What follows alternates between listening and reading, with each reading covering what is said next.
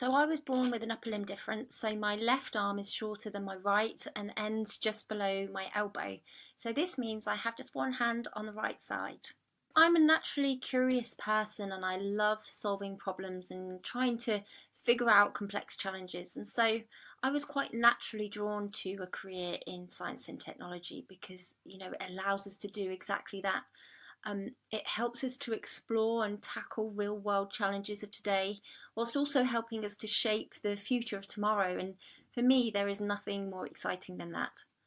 One of my first jobs in a STEM career was managing a program called Pi, which empowers young people across Europe to write computer programs that allow them to conduct scientific experiments with data from space.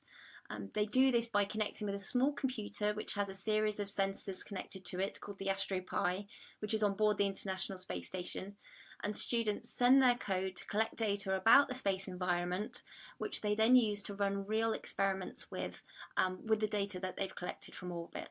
To me, this program is a great embodiment of all of my favourite things about working in STEM, because it shows how science, technology, engineering and mathematics can broaden our knowledge and expand our horizons. And through this program, thousands of young people have been able to connect to the International Space Station over 200 miles above planet Earth simply by learning how to code, many of which have done so from the comfort of their own homes. So it's just incredible.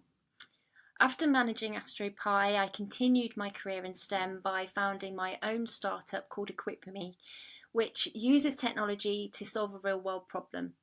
So I've created a matching engine that pairs people's unique impairment profile with products and services that are right for them in just seconds. So it makes online shopping really easy for people. We also help to transform generic product descriptions into personalised ones, ensuring that disabled people have all the crucial details they need to know about a product to know whether it's going to be easy for them to use. So both of these jobs in STEM have continually pushed me to learn, challenge my thinking and constantly explore new ways of doing things, and as a result my career has been anything but boring.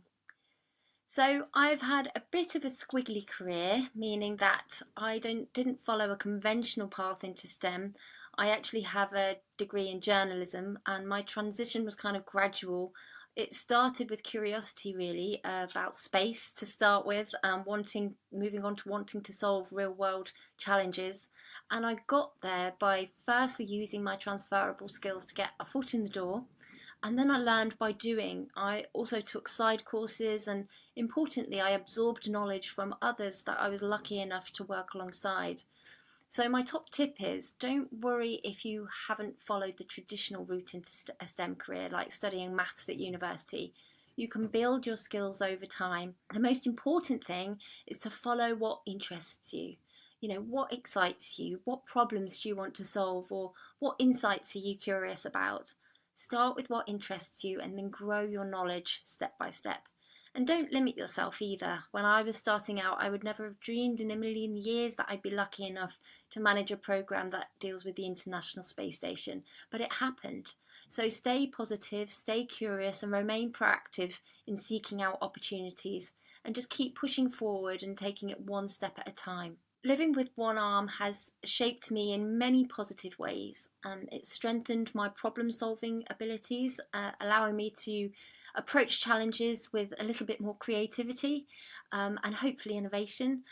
It also has built up my resilience. I'm used to being the only person in the room that has a body that looks like mine, and over time it has taught me to accept myself and then lead with confidence.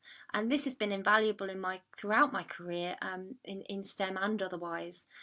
The key advantage, I think, is the mindset it has given me. There is always a way forward. You sometimes just need to approach problems from a different angle and also never accept defeat.